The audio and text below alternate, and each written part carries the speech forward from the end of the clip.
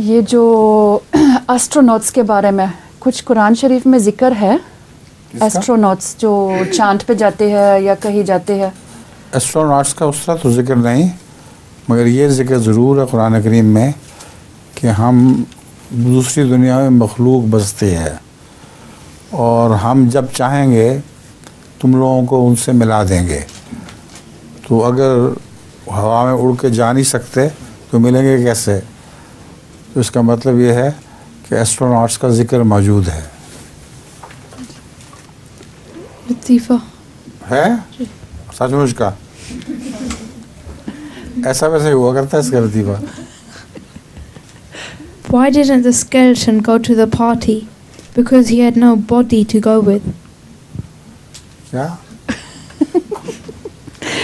Why does a skeleton do not go to a party? Because he has no body to go with.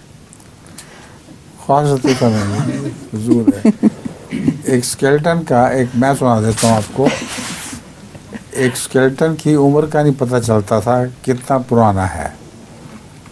بہت تحقیق کی Europe میں سب جگہ اور اس کی عمر کا نہیں پتہ چلتا تھا کہ کتنا پرانا ہے.